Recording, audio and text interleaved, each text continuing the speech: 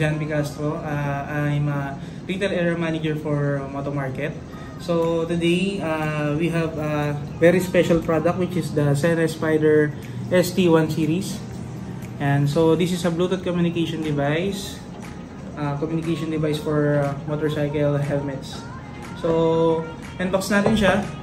Package inclusion niya is the main unit. This is the module ng ST1. Then ito po yung mga accessories na included sa ano. So we have the manual, the basic manuals po. Then meron siyang kasamang microphones. This one is for modular, the wired boom mic. Ito po yung for full face. We have din yung HD speakers niya. Tapos ito yung the clamp unit. Kung medyo manipis yung base trim ng helmet, we will using the clamp type na unit for the unit. Then meron din tayong adhesive type if medyo makapal yung base trim ng helmet. Tapos yung mga velcros na needed. Tapos yung cover sa mic. Gusto natin yung Sena ST1 dito sa AGV K3SB. So good thing with this helmet, meron siyang abang or meron siyang speaker packet. So meron siyang lagayan ng speaker doon sa mismong helmet. So kumbaga intercom ready yung helmet na to. So wala na tayong i-worry na proper placement kasi meron na siyang speaker packet na naka-ready. So yung some of the helmets kasi, ibang brand, wala siyang speaker packet o hindi siya ready for intercom. So ang nangyari, pwede pa rin naman natin installan, hahanapan lang natin ng pwesto na hindi sasakit yung ulo niya. So yun. First thing, i-remove muna natin or i-detach muna natin lahat ng liners. Lagi itong neck roll with cheek pad.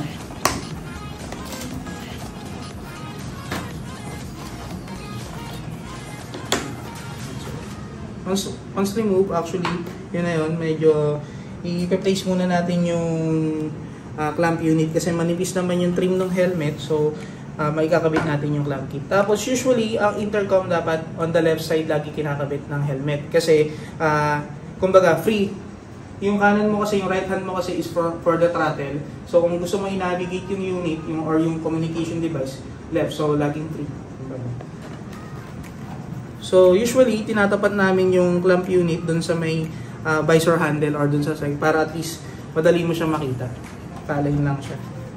So, ito, ang kagandahan dito, kumbaga ready na siya, wala na siyang adjustment, automatically mag-fit na siya dun sa... So, insert lang siya.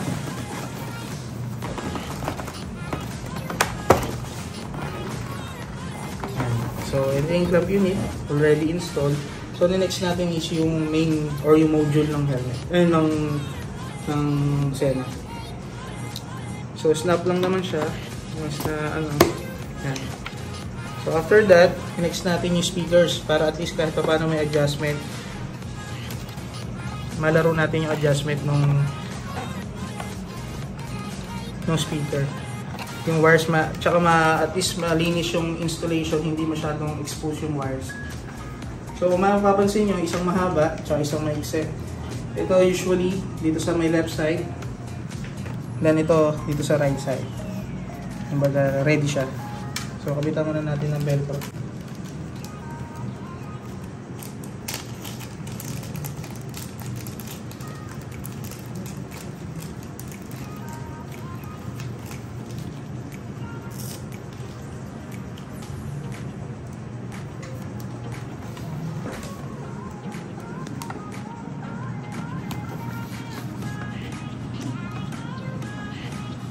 Make sure nyo lang na hindi masyado mag-twist yung wire kasi medyo manipis lang siya para ma-avoid din natin na magkaroon ng putol yung para mas maayos pa rin yung connections ng unit.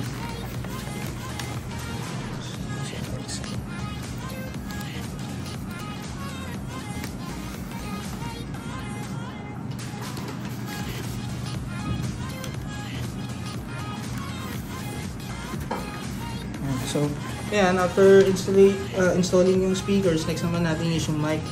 Usually, ang ginagamit sa full face is itong wired mic. So, para malinis lang, walang kahit ano.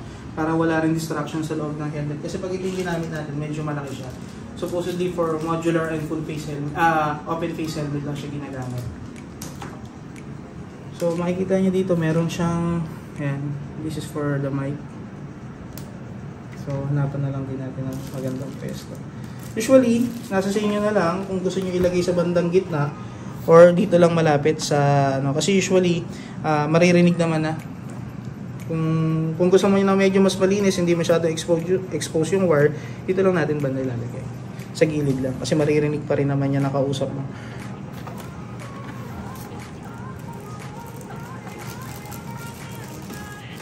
So ito na yung velcro for the mic. So dito lang natin siya banda ilalagay sa may gilid para at least medyo malinis, di-expose yung wire. So yung mapapansin nyo, meron siyang parang slit. So yun yung para doon sa wire ng mic. Tapos mapapansin nyo kay AGV, ang kagandahan lang kay AGV, pwede natin itago yung wire ng mic dito. Kumbaga ready siya for intercom, ready talaga yung helmet. So para hindi masyado expose, tago lang natin siya dyan. So yung mic. Yan, ang installation ng mic. Tapos i-place na lang natin na maayos na hindi ganun ka-expose or hindi masyadong makalag yung wiring. Tapos ayan. So ayan, malinis yung, kumbaga malinis. Then for the speaker wires naman, hahanapan lang natin siya na pwedeng under the crown pad para at least hindi ng ano, pero hanapan din natin ng magandang peso. Pero usually yung ginagawa namin under the crown pad lang.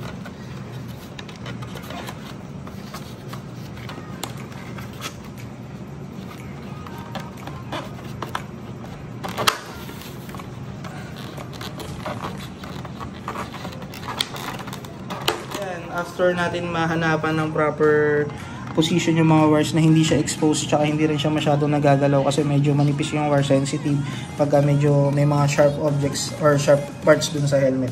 So planish natin ng maayos. Ibabalik nga natin yung pinaklas natin yung chip pad tsaka liner.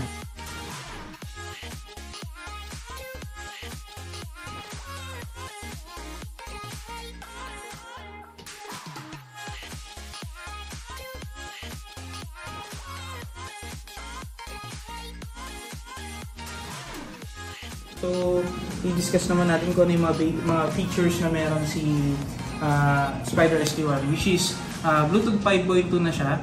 You can connect two device, like kung ano man yung mga kailangan yung i-device na connect, like GPS, phone, kung gusto nyo mag-music, pwede rin siya. Tapos mesh intercom na rin siya. If same brand kayo like Sena, it can connect up to 24 riders. Tapos may pagka public mode, actually si mesh kaya niya unlimited, kumbaga unlimited connection. Kaya niya up to, kaso medyo magulo na yun, pero meron siyang ginawa na private channel, kumbaga up to 24 persons yung pwedeng mag-connect. Basta same Sena and feature niya is mesh, like yung other Sena models niya like 50S or RT1.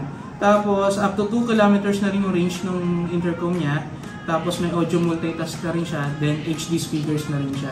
Please download din yung app niya, which is the Sena Rider Motorcycle app. Available siya sa Play Store and iOS para ma-utilize nyo or ma-maximize nyo yung Sena experience.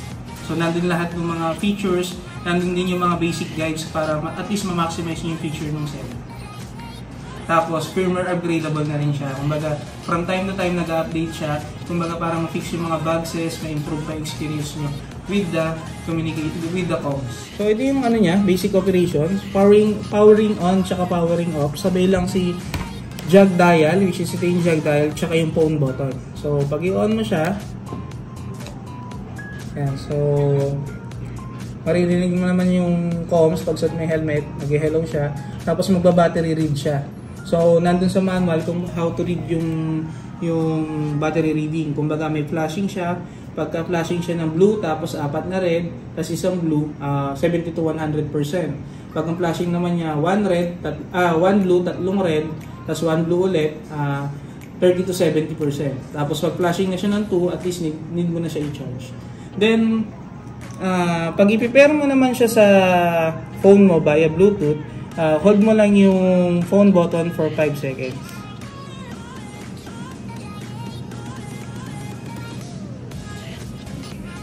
Naririnig mo naman, phone pairing, tapos flashing siya ng blue and red.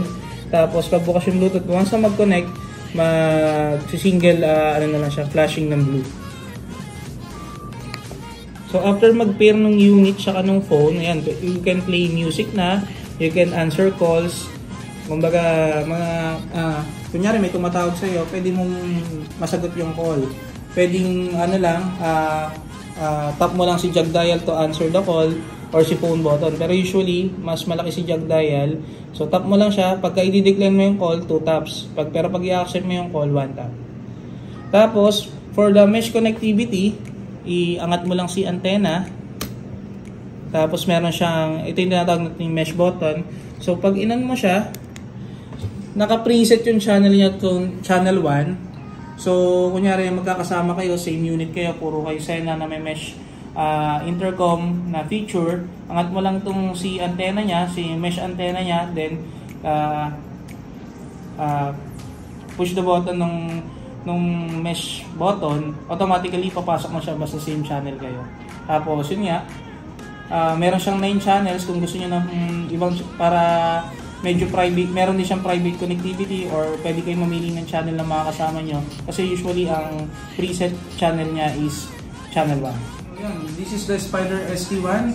Ang price niya is 12,990.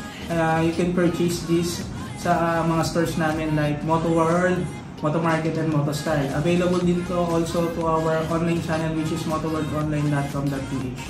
Then the warranty of this product is 2 years. So once na mag-purchase kayo, we can do installation din naman sa helmet nyo, as you can see kanina. Then we can do update ng firmware din sa store, just in case na need nyo na mag-update ng firmware. So try naman natin yung mesh connectivity ni Sena. So we have 2 units here, pero tayong 50S, which is yung top of the line niya. Then ito yung Spider series natin, ito yung entry level for mesh intercom. Ang kagandahan lang sa kanya, pag mag-mesh connectivity kayo, hindi nyo na kailangan ng host or anything na para mag-take time to create a connectivity between sa comms, like other brands na kailangan pa ng parang 5 to 10 minutes para may mag-host para gumawa ng channel nyo. So ang gagawin lang natin is press lang natin yung mesh button. Maririnig nyo siya, re-respond mesh intercom, tapos ang channel niya is naka-preset sa 1. So ganun din kay 50S. Ito yung mesh button niya, press nyo lang.